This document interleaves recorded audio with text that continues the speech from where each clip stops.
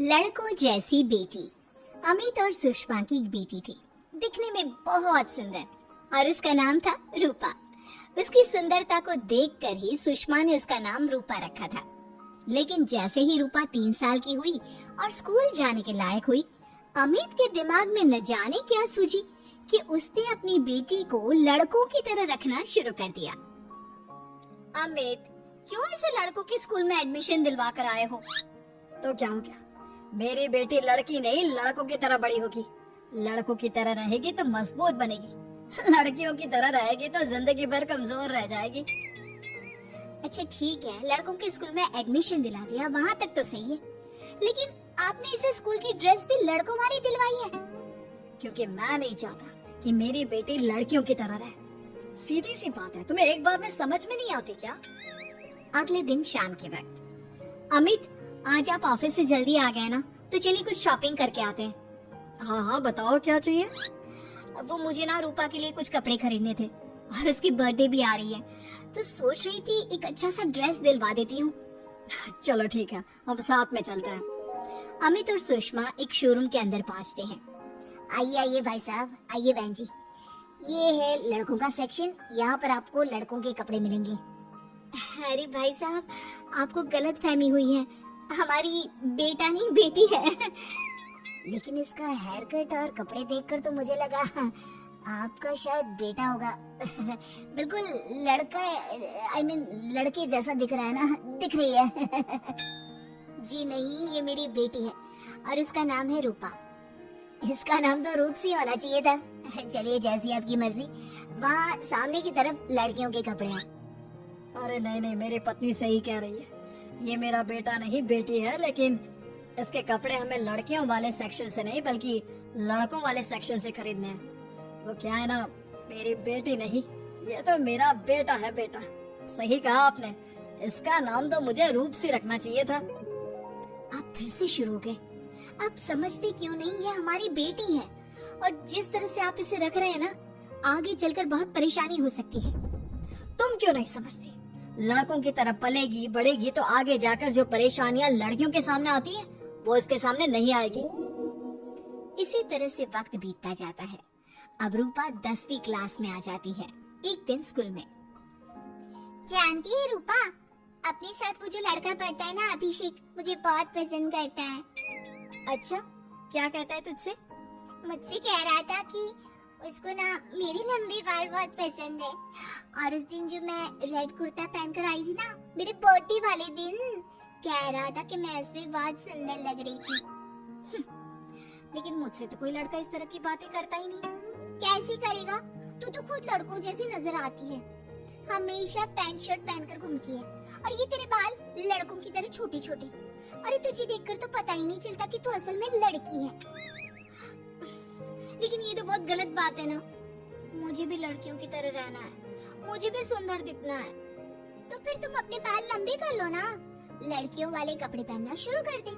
वैसे भी तो ना बड़ी सुंदर है, अगर एक बार लड़की बन गई ना तो कमाल की खूबसूरत लगेगी। रूपा धीरे धीरे खुद को लड़कियों की तरह महसूस करने लगी थी। वो अपने घर लौट कर आती है और अपनी माँ से जाकर बात करती है। मम्मी, मुझे आपसे बहुत शिकायत है, आपने मेरा ये क्या हाल बना दिया है, मुझे इस तरह लड़कों की तरह रखने की क्या जरूरत है? क्या बात है बेटा, क्या हुआ? तुम इतनी परेशान क्यों लग रही हो? मेरी क्लास में पढ़ने वाली लड़कियां इतनी खूबसूरत दिखती हैं, इतने अच्छे रंग बिरंगे कपड़े पहनती हैं, और मैं यूनिफॉर्म भी पहनती हूँ तो लड़कों जैसी। क्यों माँ, क्यों? इसमें तुम्हारी माँ की कोई गलती नहीं है।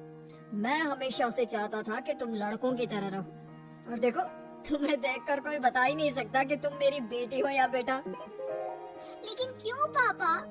अगर मैं बेटी हूँ तो मुझे बेटी ही रहने देते ना। लड़कियाँ गुड़िया से खेलती है, लेकिन आप मुझे गुल्ली डंडा खिलवाते हो। लड़कियाँ लंबे बाल रखती है, आपने मेरे बाल छोटे छोटे कटवा दिए हैं। मुझे क्रिकेट खेलना बिल्कुल पसंद नहीं है, मुझे झूला झूलना पसंद है। आप क्यों नहीं समझते पापा? बेकार की बातें करने की जरूरत नहीं है, मैं सब कुछ समझता हूँ। और वैसे भी ऐसा तो नहीं है कि मैं तुम्हारे ऊपर खर्चा नहीं करता, अच्छे कपड़े नहीं दिलवाता, बस लड़कियों की जगह लड़कों के कपड़े दिलवाता हूँ, सारी चीजें लड़कों वाली दिलवाता हूँ। इसमें इतना परेशान होने की क्या जरूरत है? देखिए ना माँ, पापा तो कुछ भी नहीं समझते। मैं लड़की हूँ और मुझे लड़कियों की तरह रहने का मन करता है। मेरी सारी सहेलियां कहती हैं कि मैं दिखने में बहुत खूबसूरत हूँ। अगर मेरे बाल लंबे होते, कपड़े लड़कियों की तरह होते, तो कोई लड़का मुझे भी पसंद करता जैसे मेरी सहेलियों को करता है। बस इसीलिए मैं नहीं चाहता कि तुम लड़कियों की तरह बड़ी हो, और इसीलिए मैंने तुम्हें लड़कों की तरह पाला ताकि आगे जाकर ये सारी समस्याएं ना आए। लेकिन आपने अपनी बेटी के साथ गलत किया है। मैंने कुछ गलत नहीं किया, जो भी किया है सब ठीक है, और तुम्हें ऐसे ही रहना होगा। अपने पापा की बात सुनकर रूपा जोर जोर से रोने लगती है। कुछ दिनों के बाद एक दिन अचानक रूपा अपनी माँ के कमरे में जाती है और वहाँ पर जाकर अपनी माँ का मेकअप अपने चेहरे पर लगा कर देखती है। ये देखकर सुषमा बहुत इमोशनल हो जाती है। इतनी सुंदर बेटी दी है मुझे भगवान ने, लेकिन अमित की जिद के चलते मैं अपनी बेटी को बेटी बनाकर भी नहीं रख सकती। कितने अरमान थे मेरे कि उसके लंबे लंबे बालों में तेल लगाऊंगी, उसकी चोटियां गूंज कर बनाऊंगी, उसके लिए सुंदर फ्रॉक और कुर्ते लेकर आऊंगी। लेकिन अमित अपनी जिद के आगे किसी की चलने ही नहीं देते। पता नहीं कब समझेंगे। और फिर अगले दिन सुबह के वक्त, अरे जानती हो सुषमा, आज किसका फोन आया था? किसका फोन आया था? बहुत खुश लग रहे हैं। मेरा बचपन का दोस्त है दीपक, कॉलेज में साथ पढ़ा करते थे। उसके बाद तो कभी मिलना ही नहीं हुआ। किसी काम से अपने फैमिली के साथ हमारे शहर में आया हुआ है। अरे वाह, ये तो बहुत अच्छी बात है। तो आप उन्हें घर पर क्यों नहीं बुला लेते? आज शाम को डिनर पर बुला लीजिए। उनकी फैमिली और हम सब आपस में मिलेंगे तो बहुत मजा आएगा। मैं भी तुम्हें यही कहने आया था कि मैं उसे इनवाइट कर चुका हूँ। शाम को अच्छा सा खाना बना लेना, वो अपनी पत्नी और बच्चों के साथ आएंगे। अच्छा, तो उनका बेटा है या बेटी? ये तो मैं भी नहीं जानता।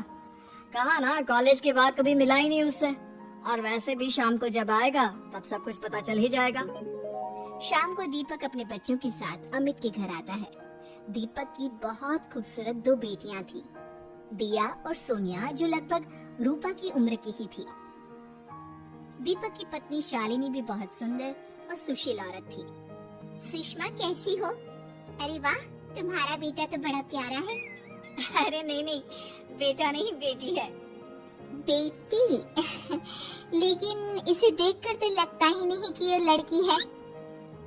हाँ भाभी जी, देखिए ना, हमारी भी 2 बेटियां हैं, दिया और सोनिया। बहुत प्यारी है जी आपकी बेटियां। मम्मी देखिए ना, दिया और सोनिया ने कितने सुंदर हेयर स्टाइल बनाई है, और इनकी फ्रॉक कितनी अच्छी है। क्या मैं इनकी तरह नहीं रह सकती? तुम अपनी मम्मी से ऐसे क्यों पूछ रही हो बेटा? तुम लड़की हो, तुम ऑफ कोर्स इस तरह रह सकती हो। क्या जरूरत है तुम्हें इस तरह लड़कों की तरह बनकर रहने की? नहीं भाई, मैंने इसे शुरू से ऐसे ही पाल पोस कर बड़ा किया है, एकदम लड़कों की तरह। और जानते हो, मेरी बेटी कमाल का क्रिकेट खेलती है। लेकिन हमें तो उसकी बातों से लगता है कि उसे लड़कियों की तरह रहना पसंद है।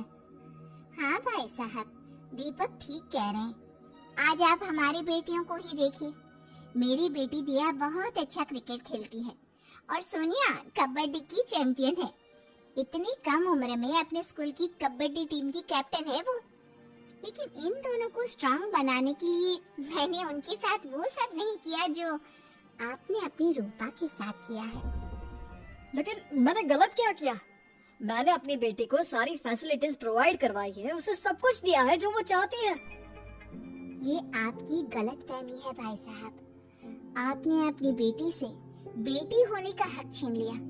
उसके बाद आपने जो कुछ भी दिया वो एक बेटा समझकर दिया। जो प्यार आप उसे बेटा समझकर देते हैं, वो बेटी समझकर भी तो दे सकते थे ना। लेकिन उससे क्या फर्क पड़ता है? मैंने उसके लाड़ प्यार में कोई कमी नहीं रखी। तुम्हारी बात सही है दोस्त, लेकिन उसके अंदर की लड़की को मार कर, उसकी इच्छाओं को खत्म करके तुमने उसके साथ बहुत गलत किया है। तुम उसे स्ट्रांग बनाना चाहते थे, बोल्ड बनाना चाहते थे, तो वो लड़की बनकर भी रह सकती थी। जरा पूछो अपनी बेटी से कि वो क्या चाहती है। ठीक है, तुम्हारे सामने ही पूछ लेता हूँ। मुझे नहीं लगता कि मेरी बेटी को लड़कियों की तरह रहना, मेकअप करना वगैरह पसंद होगा। यही तो आपने कभी समझने की कोशिश नहीं की अमित। मैंने भी 2 दिन पहले ही देखा था हमारी बेटी मेरे मेकअप को चेहरे पर लगाकर अपने आप को आईने में निहार रही थी। अब भी कुछ नहीं बिगड़ा अमित। आप चाहे तो हमें हमारी रूपा वापस मिल सकती है। हमें उसे रूप सिंह बनाने की कोई जरूरत नहीं पड़ेगी। देखो, ये लोग कुछ भी कहे, मुझे तुम्हारी मर्जी जाननी है बेटा। तुम्हें भी ऐसे ही रहना पसंद है ना? एकदम बोल्ड, स्ट्रॉन्ग, लड़कों की तरह कपड़े पहनकर, छोटे छोटे बाल रखकर। सॉरी पापा, आपने कभी इस बात को समझा ही नहीं। मुझे लड़कियों की तरह रहना है। और रही बात बिगड़ने की, लड़कों के साथ घूमने की, तो वो तो अगर मैं चाहूँ तो इस तरह से भी कर सकती हूँ ना। लेकिन मैं नहीं करना चाहती। बस मुझे आपकी बेटी बनकर रहना है। स्कूल के सारे लड़के मुझे रूप सिंह कहकर चिढ़ाते हैं।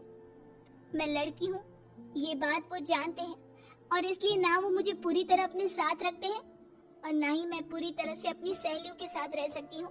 क्योंकि जब मैं लड़कियों से बात करती हूँ तो वो मुझसे कहती हैं कि उन्हें मेरे अंदर से लड़कों जैसी फीलिंग आती है, इसलिए मेरा कोई दोस्त ही नहीं बनता। प्लीज पापा, मुझे लड़की ही रहने दीजिए। वाकई में मुझसे बहुत बड़ी गलती हो गई। मुझे अपनी बेटी से उसकी बेटी होने का हक नहीं छीनना चाहिए था। अच्छा हुआ दीपक और शालिनी, आप लोगों ने मुझे ये बात समझा दी। मैं बहुत बड़ी गलती कर बैठा था, लेकिन आज के बाद मेरी बेटी बेटियों की तरह कपड़े पहनेगी, लंबे बाल रखेगी और जो उसे अच्छा लगता है वो सब करेगी। अपनों के प्यार की कमी लगभग हर घर में है। किसी को अकेलापन अच्छा लगता है तो किसी को ये काटने दौड़ता है। देखो राधा, तुम भले ही गांव की हो, लेकिन यहाँ शहर में सभी को साथ लाकर रखना पॉसिबल नहीं है। हाँ, लेकिन प्लीज किसी को तो बोलो हम लोगों के साथ रहे। तुम सारा दिन ऑफिस और मैं घर पर पकती रहती हूँ। अरे तो किसी सहेली को बुला लिया करो, बातें कर लिया करो। किसको बुलाऊं? कब तक बुलाऊं? तुम सासू माँ को बोलो ना आकर यहाँ रहे। ठीक है, बात करता हूँ मैं उससे। रवि ऑफिस चला जाता है और अपने दोस्त से कहता है, यार बीवी ने माँ को शहर बुलाने की जिद कर रखी है। अब सोच रहा हूँ कि ऑफिस से दूर जाकर कहीं कोई घर ले लो किराए में। अब 2 कमरे का मकान तो पास में महंगा ही पड़ेगा ना। पर यार गांव की लड़कियों को शहर शादी करके लाओ तो यही दिक्कत होती है। वो लोग समझ ही नहीं पाती कि शहर की जिंदगी कितनी मुश्किल है। सबकी अपनी अपनी परेशानी है। अब मेरे वाले को देख लो, माँ के ऑपरेशन के लिए 2 हफ्तों के लिए लेकर आया था। बीवी ने तो इतना हंगामा किया कि माँ को 1 हफ्ते में ही वापस भेजना पड़ गया। सोच रहा हूँ कि माँ को फोन करूँ और कहूँ कि आ जाओ। क्या पता सास की चिक चिक सुनकर वो भी माँ को गांव भेज दे। आखिर औरतें तो औरतें ही होती है ना। किसे सास के साथ रहना पसंद होगा। बात आई गई हो जाती है। राधा रवि के पीछे एक बार फिर पड़ जाती है। वो 210 वाली है ना? हाँ, क्यों, क्या हो गया उसे? उसकी सास कलाने वाली है। बड़ी खुश थी कि वो अब दिन भर बच्चे को सास के पास रखकर घुमा फिरा करेगी। लेकिन हमारी तो किस्मत ही फूटी है। हमारी सास कब आएगी कि ये सुख हम भी ले सके। देखो, मैं माँ से बात कर लेता हूँ, लेकिन माँ हमेशा के लिए कैसे आएगी? कोई और तरकीब सोचो ना। एक काम करो ना, मुझे गांव छोड़ दो, मैं चली जाती हूँ। कम से कम सास का सुख तो देख लूंगी। लेकिन ऐसा कहाँ हुआ कि कोई सास बहू एक साथ सुख से रहे। रवि तो जानता था सब, लेकिन करता क्या। पर कहते हैं ना, पति का दिमाग है, चलेगा तो सही। एक आइडिया आया है। क्यों ना मैं माँ की शक्ल सूरत का एक रोबोट ला कर दे दूं, जो राधा के साथ बिल्कुल सास वाला व्यवहार करे। मजा ही आ जाएगा। न माँ को लाने की झंझट, न सास बहू की किचकिच। रात को स्विच ऑफ करके अलमारी में पैक। बस फिर क्या था। अगले दिन जैसे ही घर की घंटी बजती है और राधा दरवाजा खोलती है, साथ पे खड़ा होता है रवि और साथ में होती है रवि की माँ यानी कि राधा की सास। माँ जी, मुझे तो मेरी आँख पर विश्वास नहीं हो रहा। कितना अच्छा सरप्राइज है। हाँ, आइए माँ, आइए। मुझे भी अच्छा लग रहा है। मैं भी खुश हूँ, मैं भी खुश हूँ, मैं भी खुश हूँ। दरअसल रोबोट सास की बैटरी ढीली होने के कारण वो एक वाक्य को रिपीट करने लगती है। माँ जी इतनी खुश है कि बार बार दोहराई जा रही हैं कि खुश है खुश है। मैं अभी पानी लाती हूँ। राधा पानी लाने जाती है कि पीछे से रवि सास की बैटरी टाइट कर देता है और ऑर्डर का प्रोग्रामिंग ऑन कर देता है। पानी लाओ, चाय लाओ, खाना लाओ, मेरे बाल झाड़ो, मेरे कपड़े धो, मेरी चप्पल कहाँ है, लेकर आओ। अरे ठीक है माँ जी, सब ला रही हूँ। मैं जानती हूँ रवि आपको प्रोग्रामिंग करके लाया ना कि आप मुझे तंग कर दी और मैं आपको जाने को बोल दूँ। नहीं माँ जी, इस बार मैंने भी कमर कस रखी है। अरे प्रोग्रामिंग कैसी लैंग्वेज यूज कर रही हो? माँ कोई रोबोट थोड़ी ना है जो मैं प्रोग्रामिंग करूँगा। अरे मजाक कर रही हूँ। माँ तो माँ होती है, मैं जानती हूँ। राधा सास के साथ खुश रहती है। वो उनके साथ बातें करती, घूमने जाती और आसपास के लोगों से मिलवाती। लेकिन एक दिन, अरे कभी तुम लोगों को लड़के नहीं देखा। इतनी तो तू मैं माँ बेटी में भी हो जाती है, लेकिन तेरी सास तो बिल्कुल ताना नहीं देती। हाँ ये तो है, ताना तो नहीं देती लेकिन ऑर्डर बड़े बड़े देती है। अरे ना मानना, 2-4 ऑर्डर अपने आप ठीक हो जाएंगे, तभी देखेगा असली रंग। कौन सा तेरे बुलाने पर आई है, बेटे के बोलने पर आई होगी बुढ़िया। बात तो सही है, लेकिन यार कोई बात नहीं ना, सास लड़ाई करे भी तो कोई परेशानी नहीं है। कितना ख्याल भी तो रखती है। ये तो है, लेकिन तेरी सास तो बिल्कुल नहीं लड़ती, ये कैसे? खैर मुझे क्या, पड़ोसन तो चली जाती है, लेकिन राधा के मन में सवाल छोड़ जाती है कि ये सास है भी कि नहीं। रात में राधा रवि से कहती है, मैं ना माँ जी के पैर दबा कर आती हूँ। अरे लेकिन वो तो मैंने अलग कर दिया है। क्या क्या कैसे कहा? नहीं, मेरा मतलब कहा, कभी माँ का पैर गांव में रहा करता था तो मैंने काट कर मतलब माँ को शहर ले आया ना। Oh okay. रवि चैन की सांस लेता है कि चलो कुछ तो बहाना मिला, लेकिन कब तक? रवि रोज माँ के पैर दबाने के बहाने रोबोट को कमरे में ले आता और डिसमेंटल करके रख देता। एक रोज, मैं आज माँ जी की कोई बात नहीं मानूंगी, देखती हूँ कैसे नहीं लड़ती। अरे ऐसी भी सास किस काम की जो खटर पटर ना करे। सास का डिमांड मोड ऑन होता है। खाना दे दो, पानी दे दो, नाश्ता चाहिए। लाई माँ जी। मैं ना देने वाली खाना पानी। लेकिन समय बीतता जाता है, दोपहर और फिर शाम और फिर रात। बहू सास को कुछ नहीं देती, लेकिन रॉबर्ट सास कुछ नहीं कहती। रात को जब रवि घर आता है, राधा रो रही होती है। अरे क्या हो गया? तुम्हारी माँ ने मुझसे लड़ाई की, खूब खरी खोटी सुनाई।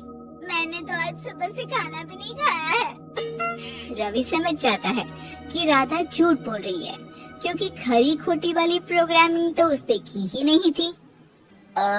मैं माँ से बात करता हूँ, तुम परेशान मत हो। रवि रॉबर्ट माँ को लेकर कमरे में चला जाता है। वो उसे डिसमेंटल करके रख ही रहा होता है कि राधा, चलकर देखती हूँ माँ जी कहीं रवि को मेरे खिलाफ भड़का तो नहीं रही है। वो जैसे ही कमरे के अंदर जाती है, डर जाती है। सांस के पुर्जे पुर्जे अलग थे। रवि, ये क्या है? ये माँ रॉबर्ट थी, तुमने ऐसा क्यों किया रवि? कुछ नहीं राधा, मैंने जितना अपने दोस्तों से सुना था कि शादी के बाद वैसे तो सब ठीक रहता है, लेकिन जब माँ और बीवी लड़ते हैं तो पति का बुरा हाल कर देते हैं।